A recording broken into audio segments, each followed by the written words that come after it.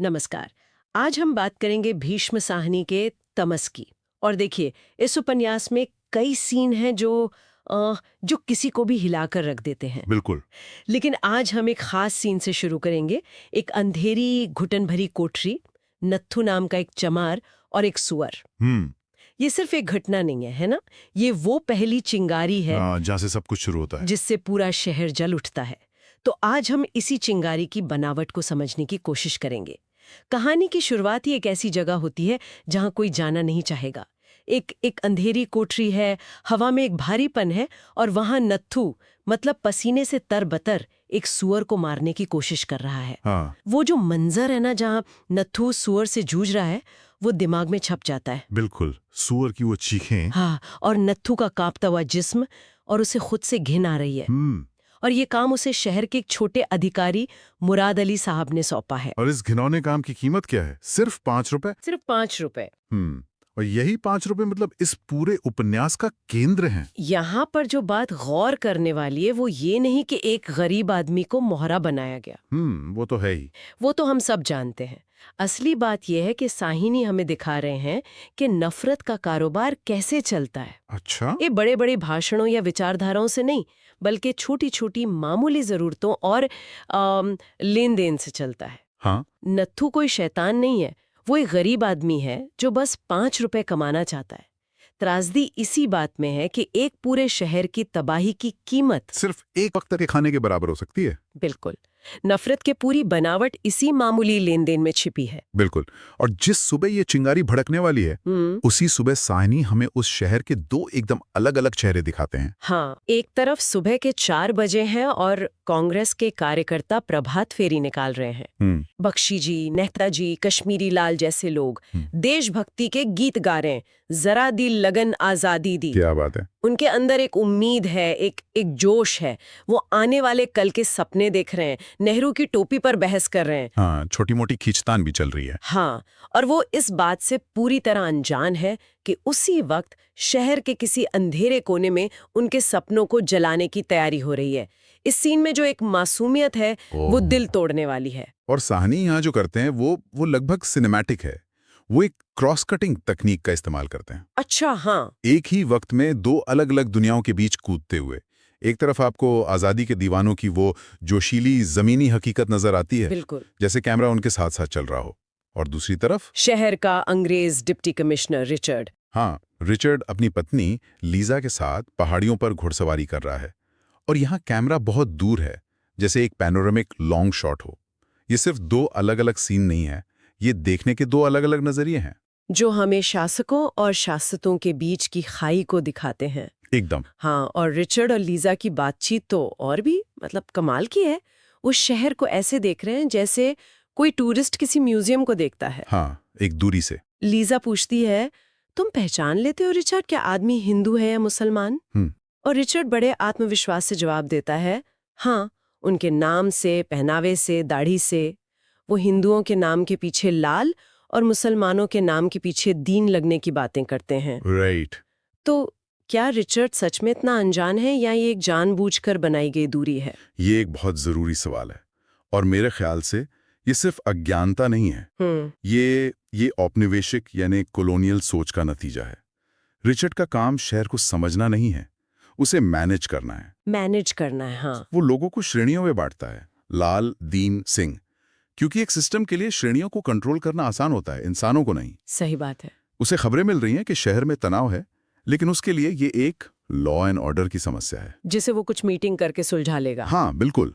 वो उस ज्वालामुखी को देख ही नहीं पा रहा जिसके ऊपर वो बैठा है, क्योंकि उसका सिस्टम उसे इंसानी भावनाओं को समझने की इजाजत ही नहीं देता। तो जब शहर का प्रशासक पहाड़ी पर बैठकर ये सब अकादमिक बातें कर रहा है, उसी वक्त शहर की अंधेरी गलियों में उस ज्वालामुखी का लावा एक ठेले पर ढोया जा रहा है। कहानी वापस नत्थू पर आती है। वो डर और अपराध बोध में डूबा हुआ उस सुअर की लाश को ठिकाने लगाने जा रहा है। राइट।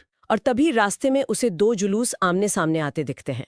एक तरफ से आवाज आती है पाकिस्तान जिंदाबाद, और दूसरी तरफ से वंदे मातरम। जरा सोचिए उस तनाव के बारे में। ये नारे सिर्फ शब्द नहीं है ना, नहीं, ये सड़क पर अपनी पहचान का, अपनी ताकत का प्रदर्शन है। ये हम बनाम वो की एक लकीर खींच रहे हैं। और इसी भीड़ में नत्थू को मुराद अली दिख जाता है, जिस आदमी ने उसे ये काम दिया था। उसे देखते ही नत्थू की तो हालत खराब हो जाती है। हाँ, रई सही हिम्मत भी जवाब दे जाती है और वो एक गली में छिपकर किसी तरह वहां से भाग निकलता है। वो साजिश का सबसे छोटा पुर्जा है, लेकिन उसे खतरे का अंदाजा सबसे ज्यादा है। और फिर आती है वो सुबह जो सब कुछ बदल देती है। कांग्रेस के कार्यकर्ता, वही प्रभात फेरी वाले लोग, सांप्रदायिक सौहार्द का संदेश देने के लिए एक मुस्लिम मोहल्ले में सफाई करने पहुंचते हैं। एक नेक इरादे से। हाँ, बिल्कुल नेक इरादे से। वो झाड़ू और फावड़े लेकर गलियां साफ कर रहे हैं, लेकिन तभी उनकी नजर मस्जिद की सीढ़ियों पर पड़ती है। और वहां वो सुअर की लाश पड़ी है। ओह! एक पल के लिए सन्नाटा छा जाता है और फिर वो सन्नाटा गुस्से, नफरत और शक में बदल जाता है। और साजिश का सबसे खतरनाक हिस्सा यहीं कामयाब होता है। शक की उंगली सीधे उन कांग्रेस कार्यकर्ताओं पर उठती है। हाँ, सोचिए, एक नेक काम का इरादा कैसे एक भयानक इल्जाम में बदल जाता है। जो सिर्फ एक लाश नहीं है, ये भरोसे का कत्ल है। बिल्कुल। ये अफवाहों को हथियार बनाने का सबसे सटीक उदाहरण है। साजिश करने वालों को पता था कि लाश को वहां रखने से क्या होगा।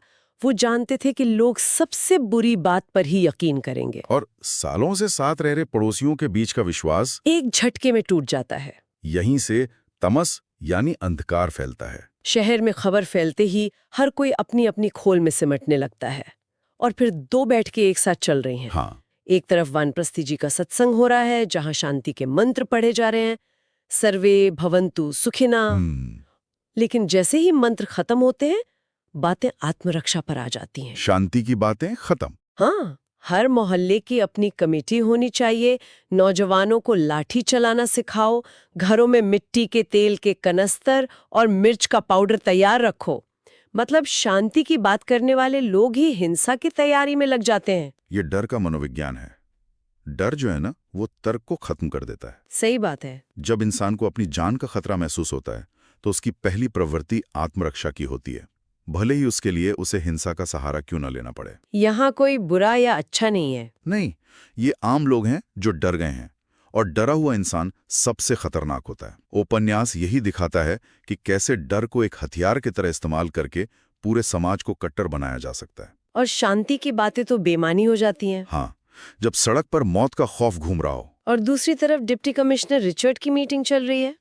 वो प्रशासनिक बैठक। हाँ, वहाँ शहर के हिंदू और मुस्लिम नेता हैं जो एक दूसरे पर इल्जाम लगा रहे हैं, और रिचर्ड उन्हें अमन कमेटी बनाने का सुझाव देता है। बिल्कुल। वो अपनी तरफ से कोशिश कर रहा है, लेकिन उसकी सारी कोशिशें ब्यूरोक्रेटिक हैं, मतलब कागजी हैं। एकदम। रिचर्ड का किरदार दरअसल ब्रिटिश राज की नाकामी का प्रतीक है। वो कोई शैतान नहीं है, वो एक बेअसर नौकरशाह है। हाँ, बेअसर। वो एक ऐसी समस्या को मैनेज करने की कोशिश कर रहा है जो अब मैनेज करने की हद से बहुत आगे निकल चुकी है। ये आग लोगों के दिलों में लगी है और रिचर्ड उसे फाइलों और कमेटियों से बुझाना चाहता है। हाँ, वो कहता भी है कि जरूरत पड़ी तो फौज बुला लेंगे। लेकिन उसे भी पता है कि तब तक बहुत देर हो चुकी होगी। वो जिस सिस्टम पर भरोसा कर रहा है, वो सिस्टम ही ढह रहा है, और नेताओं ने भी शहर के नागरिक की तरह सोचना बंद कर दिया है। वो सिर्फ अपने अपने समुदाय के प्रतिनिधि बनकर रह गए हैं। बिल्कुल। तो तमस के शुरुआती हिस्सों में ही भीष्म साहनी वो पूरा नक्शा हमारे सामने रख देते हैं कि कैसे एक समाज को अंधेरे में धकेला जाता है। एक छोटी सी साजिश जिसे 5 रुपए में खरीदा गया, अफवाहों का फैलता हुआ जहर, एक नाकाम प्रशासन जो सिर्फ नियम देखता है, इंसानियत नहीं, और एक राजनीतिक नेतृत्व जो बढ़ चुका है। हाँ, ये सब मिलकर एक ऐसा माहौल बनाते हैं जहां इंसानियत हार जाती है। और ये कहानी हमें एक बहुत जरूरी और आज भी उतना ही प्रासंगिक सवाल पे सोचने को मजबूर करती है। क्या? जो नफरत और हिंसा हम अपने आसपास देखते हैं, क्या वो अचानक पैदा होती है, या उसे धीरे धीरे एक योजना के साथ हमारे बीच पाला पोसा जाता है? तमस हमें याद दिलाता है कि सबसे बड़ा अंधकार अज्ञानता और एक दूसरे पर अविश्वास का होता है। यह हमें अपने समय के नत्थू और मुराद अली को पहचानने के लिए कहता है कि वो कौन लोग हैं जो आज 5 रुपए का जहर बेच रहे हैं, और वो कौन लोग हैं जो मजबूरी में या लालच में उसे खरीद रहे हैं। यह वीडियो देखने के लिए धन्यवाद।